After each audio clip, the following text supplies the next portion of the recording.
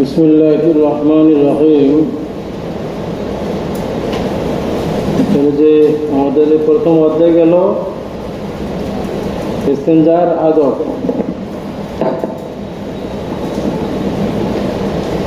এখানে দুটি হাদিস বয়ান করা হয়েছে। হাদিস থেকে প্রমাণ হলো যখন ইস্তেঞ্জা করার ইচ্ছা করবে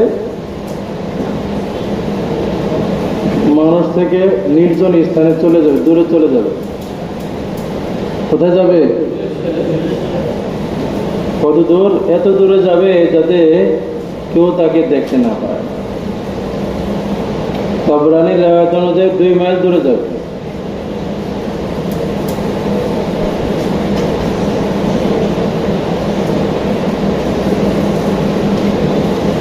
এটা হাদিস থেকে বোঝা গেল কিনা?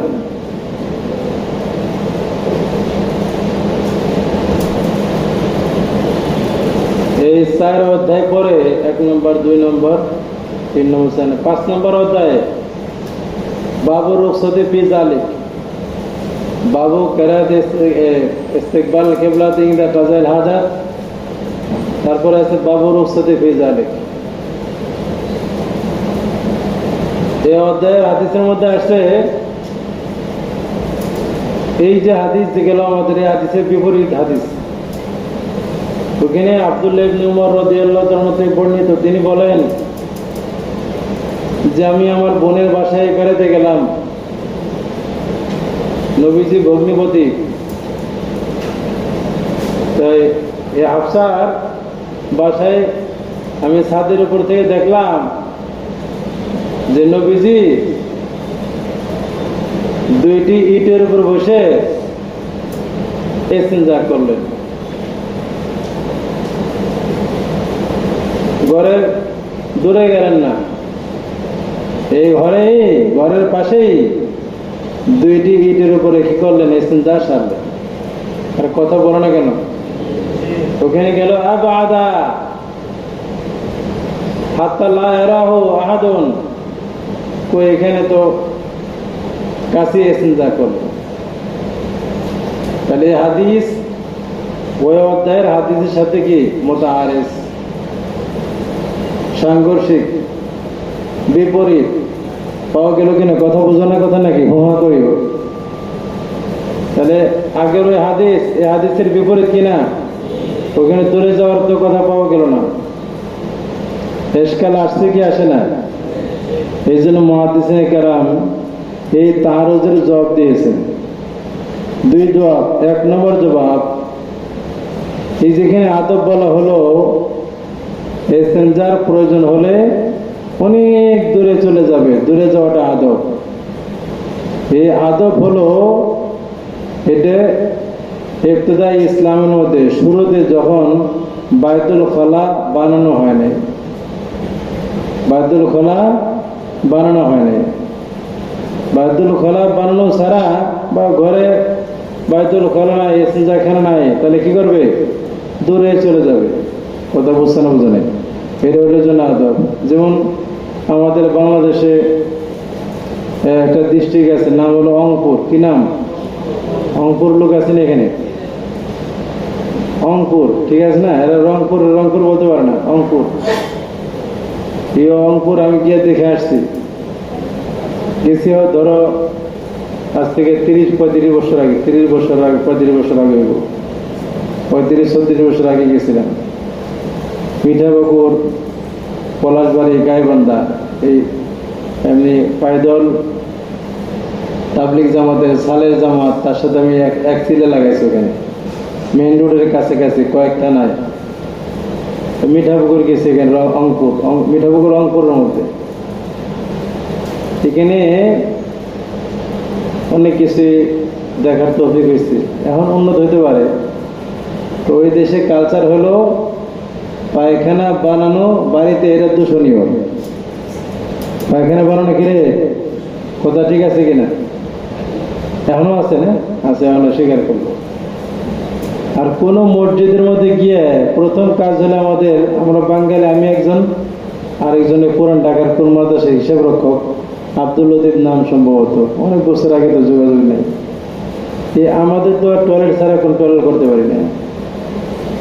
এই বাঙালিদের খুব সমস্যা, এই জন্য প্রত্যেক মসজিদে গিয়ে প্রথম কাজ হলো আমরা বাঁশ দিয়ে আর কলার পাতারা ছালা দিয়ে আমরা আগে বাথরুম বানাইতাম এই 2-3 দিনের জন্য। যাই হোক, আরো আজিব ব্যাপার হলো আমাদের পাকিস্তানি জামাত যারা আছে এদের কোনো সমস্যা নাই, এদের বাথরুম দরকার লাগে না। এরা পেশোয়ারের জামাত, পাকিস্তান পেশোয়ার, এটা আবার দূরে, এটা গাঁও এলাকা। এদের একটা কৌতূহল, যারা কি করে এদের দেখবা এদের পাগড়ি আছে আর কান্দার মধ্যে বিশাল বড় একটা 5-6 গজের একটা কাপড় আছে, কান্দার মধ্যে বড় একটা কাপড়। অনেক পাকিস্তানিও থাকবে, ওদের সবারই আছে।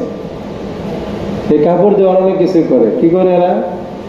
ওই আশপাশে জমিন আছে না, ওই টয়লেট হলে জরুরত হলে ওই জমিনে চলে যায়, কাপড় দিয়ে এরকম ঢেকে তারপরে এরা সারে।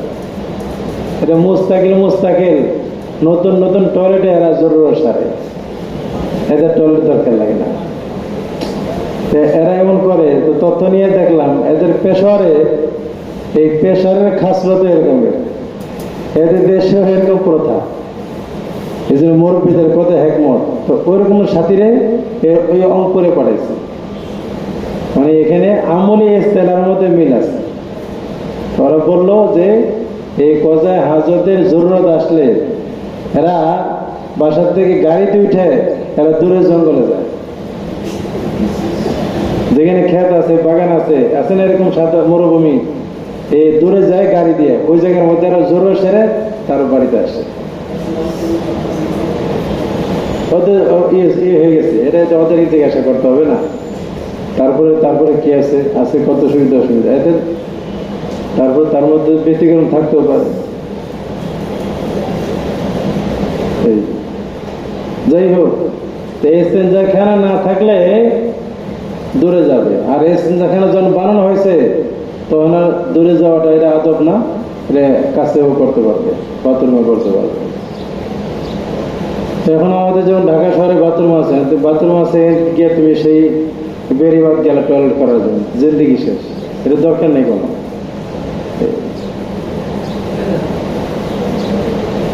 আচ্ছা, 2 নম্বর জবাব হলো এই দূরে যাওয়ার যে আদব বলা হয়েছে, ये आदब ये सफर के हालत के लिए है।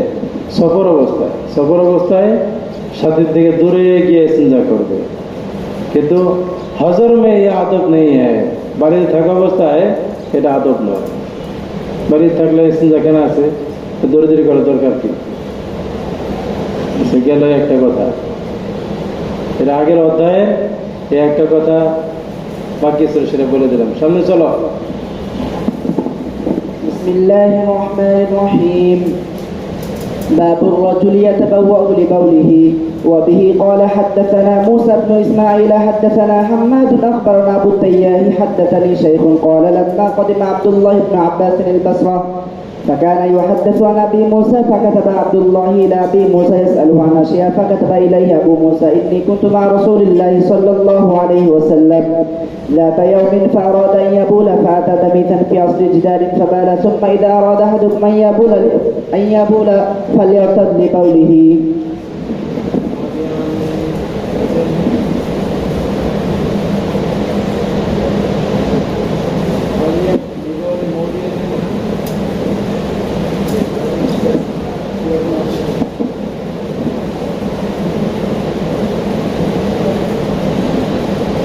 বাবুর হুজুরে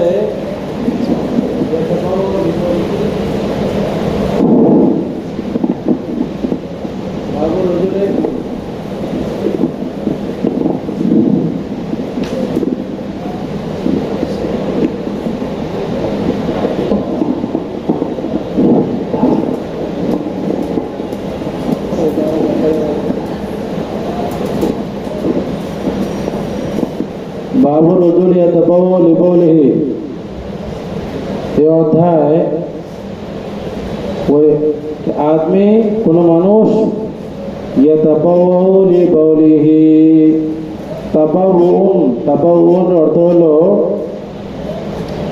যে নরম জায়গা গ্রহণ করা, কি করা? ইয়াত্তাখিযু মাকানান লাইয়িনান, নরম জায়গা গ্রহণ করা। মানুষ নরম জায়গা খুঁজবে লিবাউলিহি, তার পেশাব করার জন্য। পেশাব করার জন্য কি খুঁজবে? নরম জমিন খুঁজবে।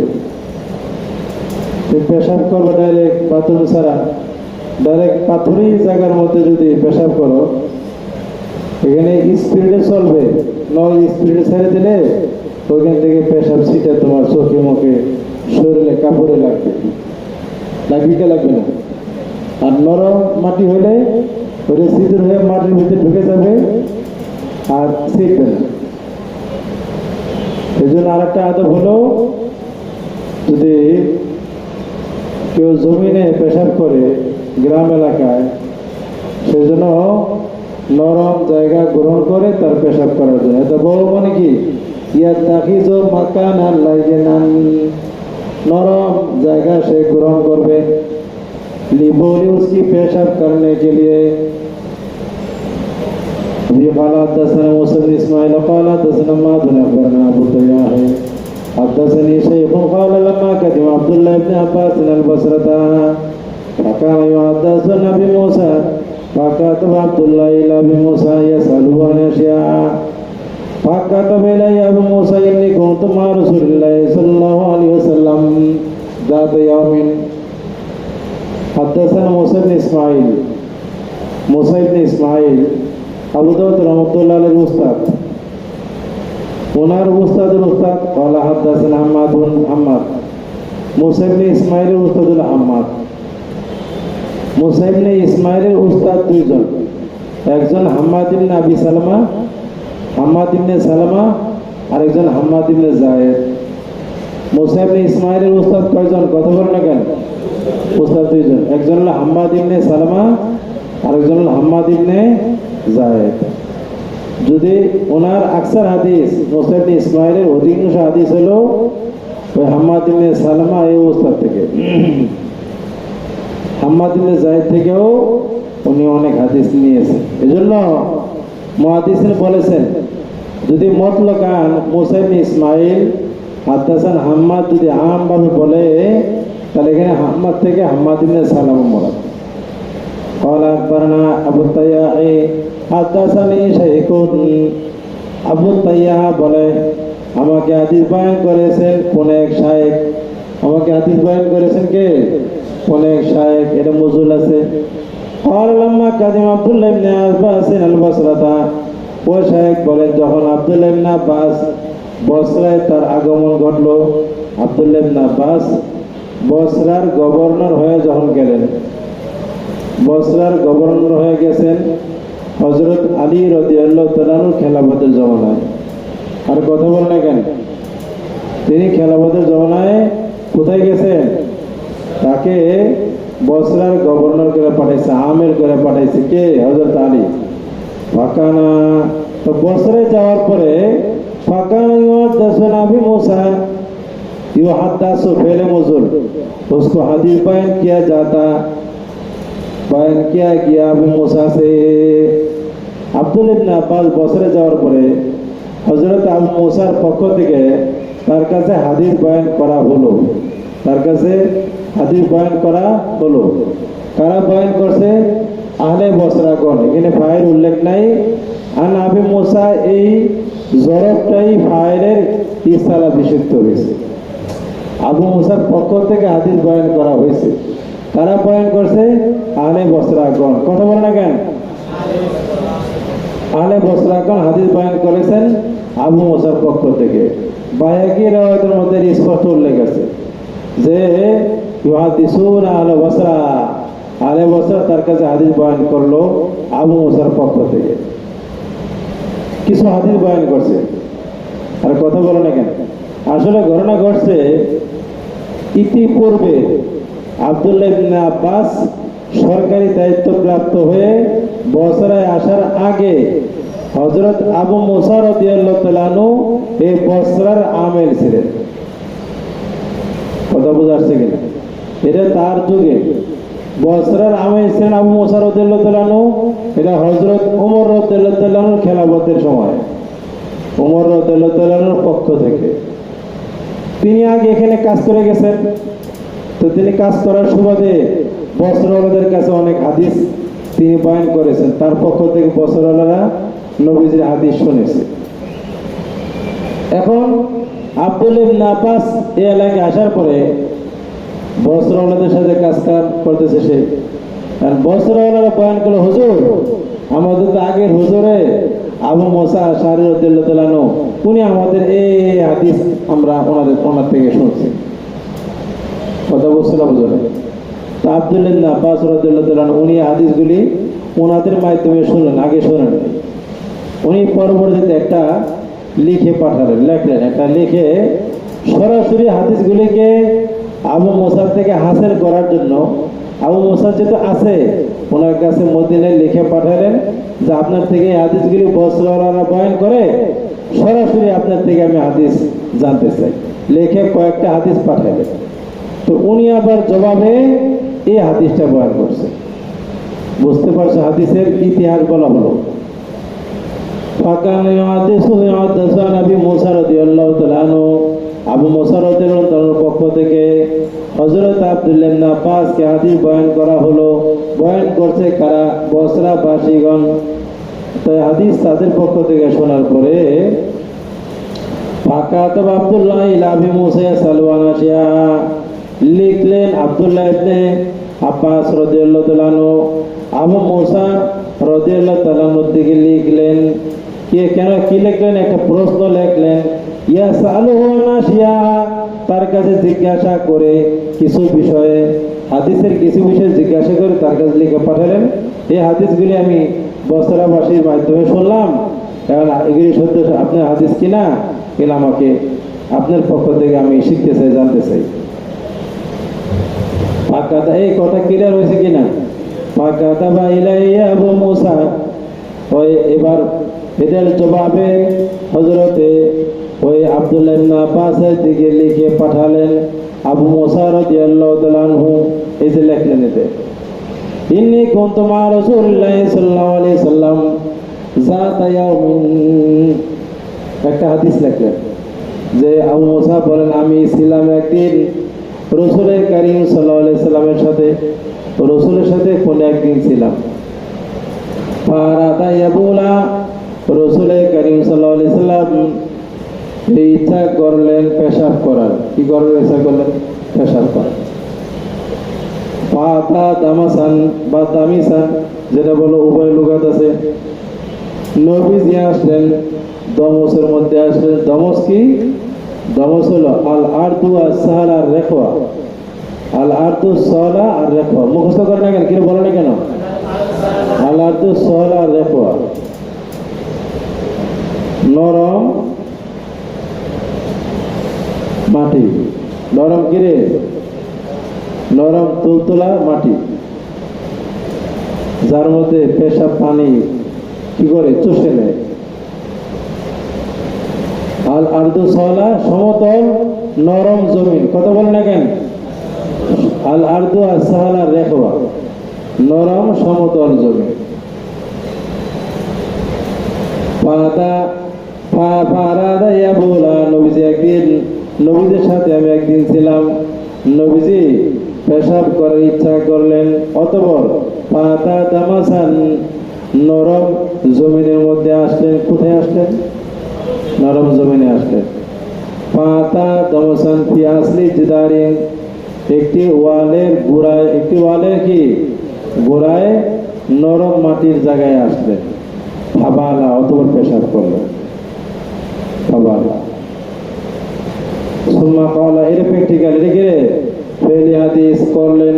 সুম্মা ক্বালা, অতঃপর নবীজি বললেন ইযা আরাদা আহাদুকুম আইয়াবুলা ফালইয়ারতাদ লিবাউলি মাওদিআন, যখন কেউ ইচ্ছা করবে তোমাদের পেশাব করার, ফালইয়ারতাদ আই ফালইয়াতলুব লিবাউলিহি মাওদিআন, মানে মাওদিআন লাইনান, উপযুক্ত জায়গা, খাস জায়গা। খাস জায়গা কোনটা? নরম জমিন ওলা জায়গা, বুঝে নিতে হবে।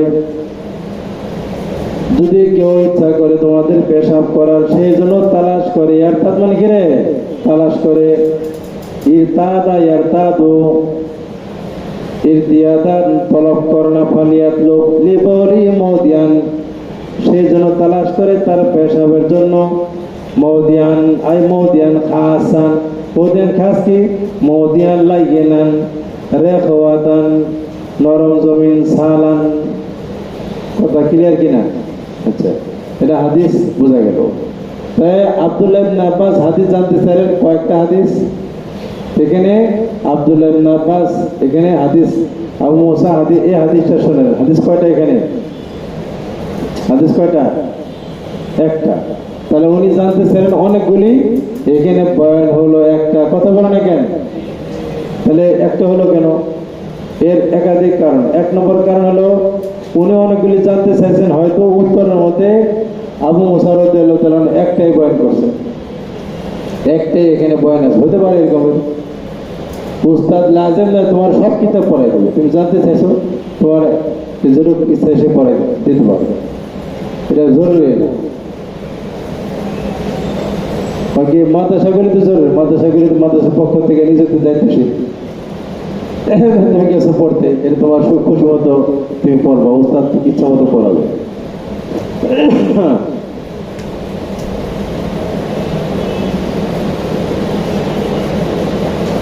তাহলে উনি উস্তাদ হিসেবে একটাই বলছেন, একটাই এখানে উল্লেখ আছে। অথবা এমন হতে পারে আবু মুসা রাদিয়াল্লাহু তাআলা জবাবের মধ্যে ওই যে কয়টা হাদিস জানতে চেয়েছে সবগুলি বলেছে, সবগুলি হাদিস তিনি উত্তরে লিখেছেন, কিন্তু রাবি এই জায়গায় এই রাবি রাওয়াতকারী প্রেক্ষাপটের আলোকে একটাই উল্লেখ করছে, এখানে আর বাকি দরকার নেই। এমনটা হতে পারে, কাজে একটা হাদিস এখানে আসছে। আচ্ছা, তাহলে এখানে অধ্যায়ের যে বিষয়বস্তু হাদিস থেকে প্রমাণিত হলো, পেশাব করার জন্য কি করবে? নরম জায়গায় যাবে। নবীজিও নরম দামিসান গেছে, দামিসান মানে শব্দ না হলো মানা তো পাওয়া গেছে। তাহলে এই বাপ তর্জমাতুল বাপ হাদিস দ্বারায় মানবী তরিকায় পাওয়া গেছে কিনা? হ্যাঁ, আর কথা বলো না কেন? তাহলে সাবিত হয়ে গেছে। এখানে আমলও করছেন আবার হুকুমও করছেন, এটা ফেলিও আর কৌলিও হাদিস গিরে, ফেলিও কৌলিও। আচ্ছা, এখন এখানে একটা প্রশ্ন আসে, একটা প্রশ্নের উত্তর দিব আমরা। নবীজির আমলের মধ্যে প্রশ্ন যে পেশাব করলেন কোথায়? নরম জমিন, জমিনটা কোন জায়গায়? পিয়াসে জেদারিন, ওয়ালের গুড়ায়, ওয়ালের ঘিরে গোড়ায়। তো একজন ওয়ালের গুড়ার মধ্যে নরম জমিন খুঁজে সে নরম জমিনের মধ্যে কি করলো? পেশাব করলো। বিশেষ করে অনেক জায়গা আছে যে কেঁচো মাটি, কেঁচু আছে না, কেঁচু মাটি ওঠায়, ওই জায়গায় নরম থাকে, গর্ত করতে থাকে, মানে পেশাব করলে। আর ওর মাসাইল আছে, পেশাব করতে জমিনে পেশাব করতে দেখতে হবে কোনো জিনের বাসা আছে কিনা। জিনের বাসা থাকলে জেনে ভূত দিলে তোমাদের অঙ্গ প্রত্যঙ্গ নষ্ট হয়ে যেতে পারে, ক্ষতি হয়ে যেতে পারে, অনেক সমস্যা আছে। অ্যালার্ট থাকতে হবে, জিন্দিগি খুব সতর্ক থাকতে হবে। কারণ অনেক জিন আছে এগুলো আন্ডারগ্রাউন্ডে থাকে, মাটির জিন, পাতালের জিন, এগুলো জমির উপরে থাকে। কিছু জিন আছে, জিন অনেক রকম। কিছু জিন আছে গাছে থাকে, গাছের মধ্যে এক এক গাছে এক এক জিন থাকে। এক এক গাছে যত আম গাছ আছে, কালো আম গাছ, মোটা আম গাছ, সবগুলিতে জিন থাকে।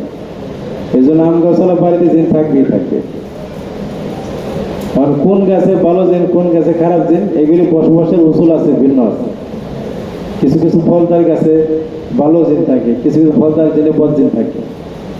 এই বদ জিনে তো অভাব নেই, ভালো জিনও আছে, এগুলি উসুল আছে। আবার জিন মাটির নিচেও থাকে, পাতালের জিন মাটির নিচে থাকে, ওদের কাজে গর্তের মধ্যে ডুবে থাকে, অনেক নিচে থাকে। এই যে মাটির মধ্যে থাকে, তুমি ফট করে গর্ত পায়ে কাজ করিও না। সাপও থাকতে পারে, আবার সাপ আকৃতির জিনও থাকতে পারে। জিনের মধ্যে বহুত আকৃতি আছে, কোন জিন শুধু বাঘের সুরত থাকে, এটা আসলে সুরত বাঘ। কেতা শাকগুলো ব্যাসকারণ মুক্তালিফ হয়, এটা ঠিক আছে, বিভিন্ন আকৃতিতে রূপান্তরিত হয়, কিন্তু একটা আসলে আকৃতি আছে। কোন জিন আছে ওর আসল হলো বাঘ, কোন আসল হলো চিতা, আসল হলো সাপ, কোন আসল হলো এর বিড়াল, আসর হলো কুকুর, আসলে একটা রূপ আছে জিনের, বহুত রকমের এগুলো ধরন আছে, এগুলো আলাদা মালুমাত, আমাদের যে মালুমাত এগুলো আমাদের দরুসের মধ্যে পড়ানো হয় না। আকামুল জান আকামেল মারজান একটা কিতাব আছে আল্লামা সৈয়দ রহমতুল্লাহ, দেখবেন। আর বাকি এগুলি প্র্যাকটিক্যাল থেকে জানা যায় বেশি। থিওরিক্যাল যে যতটুকু প্র্যাকটিক্যাল বুঝতে পারছে এদের সম্পর্কে, এরা অতটুকু লিখতে পারছে, এর বাইরে আর কোথেকে লিখবে? তফসিল তো করে না দিছে নাই। বাকি অনেক তফসিলাত জানা আছে, সেগুলি জানা উচিত।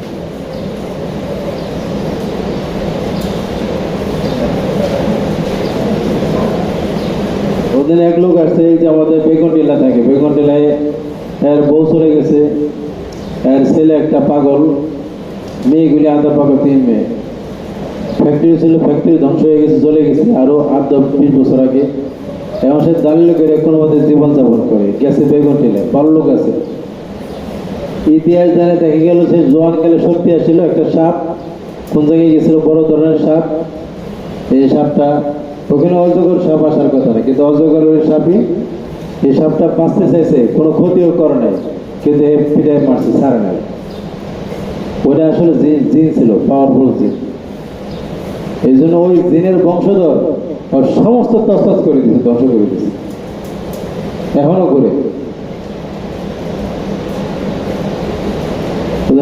এর থেকে পুরানটা থেকে এক লোক এসে ব্যবসায়ী লোক, আগে মাস্তানা ছিল, এখন তাবলিগ করে ভালো হয়েছে। অনেক সমস্যা তার। এখন রিপোর্ট পাওয়া গেল যে এই একটা জিন তার জীবনকে তছনছ করে দিচ্ছে, এক মহিলা জিন। অনেক মহিলা জিন বললো যে এর মেরে ফেল, মারার আগ পর্যন্ত এর ছাড়বো না। কেন মারবে? তার বান্ধবী পিঁপড়ের আকারে, পিঁপড়ের আকৃতিতে ওর বিছানার মধ্যে বসে আসলো, ওই বান্ধবীর মেরে ফেলছে। বিছানার মধ্যে আসলো কি পিঁপড়া, পিঁপড়াটা মারছে সে, আসলে পিঁপড়াটা ওর বান্ধবী। জিনের আগে যে কোনো কারণে জিনে পিঁপড়ের আকৃতি ওখানে গেছে। এখন এই দুঃখে এর সাথে প্রেম ভালোবাসা ছিল। ওরা তো হলো একটা পাওয়ারের মতো, জ্ঞান বুদ্ধি কম, বুদ্ধি শুদ্ধি কম। এখন কথা আমার বান্ধবী মারছে, পিঁপড়ার আকার মারছে, ওইদিকে খেয়াল নেই। যাই হোক, তো স্প্রে সমাধান করা গেছে, হয়েছে। এরকম বললাম, অনেক কিছুই ইনসান চতুর্মুখী জ্ঞান ইনসানকে দিছে, এই কোরআন হাদিসের মধ্যে এগুলি আছে। এগুলিকে ধারণ করে সতর্কতার সাথে সব দিক খেয়াল করে আমল করতে হবে, তাহলে রক্ষা হবে। তাহলে ওই যে সেটা পাইলে সেটার মধ্যে কি পেশাবও করা যাবে না, সতর্কতার সাথে করতে হবে। এখন ওয়ালের গোড়ার মধ্যে নবীজি পেশাব করলেন। এখন প্রশ্ন হলো, যে কোনো আমাদের দেশে যে ওয়ালের এখানে পেশাব করবে না, পেশাব করলে জরিমানা হবে, কারণ ওয়াল নষ্ট হবে।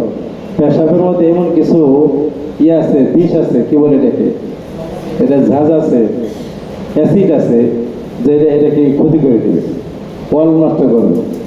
তাহলে এখানে ওয়ালের গোড়ার মধ্যে নবীজি গেলেন আরেকজনের ওয়াল ক্ষতি করার জন্য। এর নবীর থেকে তো কল্পনা করা যায়। নবী তো বিয়ে খেয়াল না, কথা ঠিক কিনা? প্রশ্ন আসে না? তাহলে ওয়ালের গোড়ায় গেলেন, ওয়ালের ক্ষতি হলো না? কেবল প্রশ্ন আসে কিনা? যাই হোক, এই জন্য মহাদিসেন এখানে কয়েকটা জবাব দিয়েছে। বাহ্যিকে সওয়াল, এই জন্য বাহ্যিক থেকে সবকিছু বিশ্বাস নিলে তুমি নবীর উপর এসকার চলে আসবে। হুজুর তো তোর কি পাতা। এই জন্য প্রত্যেক জিনিসে কি করতে হবে? ব্যাখ্যা থেকে দেখে তার মন্তব্য করতে হবে, আন্দাজে মন্তব্য করা যাবে না।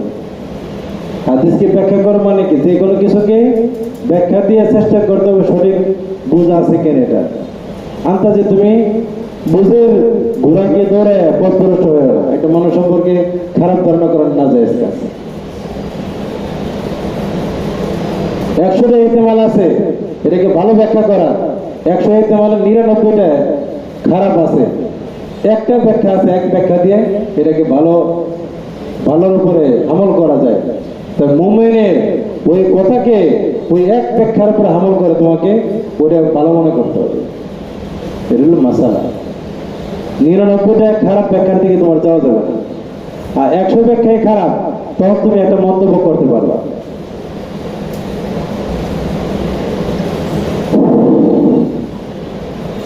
এক নম্বর জবাব, এটা ওয়ালটা আসলে আম ওয়াল ছিল, আসলে এরকমের জনগণের আমওয়াল, এর কোনো মূল্য নাই,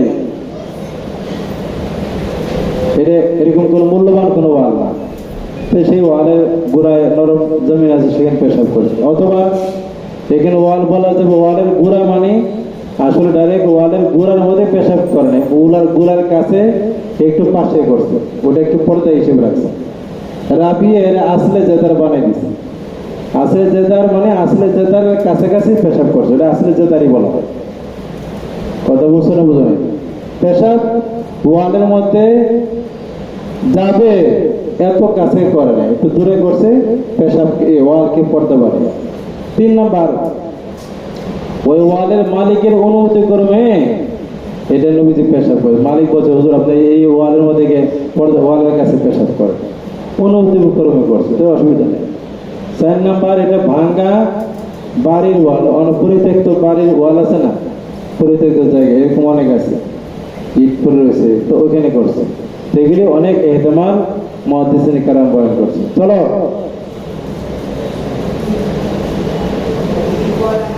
مسدد بن مسرهد حدثنا حماد بن زيد وعبد الوارث عن عبد العزيز عن انس بن مالك قال كان رسول الله صلى الله عليه وسلم اذا دخل الخلاء قال عن حماد قال اللهم اني اعوذ بك، قال عن عبد الوارث قال اعوذ بالله من الخبث والخبائث. باب ما يقول الرجل اذا دخل الخلاء, কি বলবে কোন মানুষ যখন বাইতুল খালায় প্রবেশ করার ইচ্ছা করবে। বাইতুল খালায় ঢোকার সময়, ইস্তেঞ্জাখানায় ঢোকার সময় কি বলবে, মানে কি দোয়া পড়বে, কি দোয়া পড়বে, এই দোয়া সম্পর্কে এটা গুরুত্বপূর্ণ একটা বিষয়। বাইতুল খালা হলো শয়তানের বাসা। বাইতুল খালা কি বলে না কেন? যত বাথরুম, পেশাবখানা, পায়খানা, এর হলো জিন আর ভূতের, ওই হলো হেডঅফিস, ওই সেন্টার, প্রত্যেকটা ঘরের এলাকার সেন্টার। এর হলো ছোট্ট অফিস, ঘরে ঘরে অফিস বানিয়েছে এরা। এই যে পাইপ আছে না, পাইপ দিয়ে জিন ভিতরে ঢুকে, ওই ময়লাদের ভিতরে ঢুকে, আর ঢুকতে পারে, ওখানে ভিতরে লোকাই থাকে, আবার ভয় পায় না। এটা ভয় পাইতে হবে। দোয়া না পড়লেই এই শয়তান ওইখানে আসর করবে, আসর মানে ডিস্টার্ব করবে, তোমার খুঁচা লাগাই দিবে, অনেক দিন মাথা গরম থাকবে, অনেকদিন খালি রাগ উঠবে একটা ফু দিলে। এটা বাস্তব কিতাব থেকে বললাম, সতর্কতা। এতে এই যে দোয়া পড়তে হবে, বাঁচতে চাইলে, আর বাঁচার কোনো রাস্তা নেই। আল্লাহর সাথে আছে, শয়তান লাগাই দিয়ে রাখছে সাথে।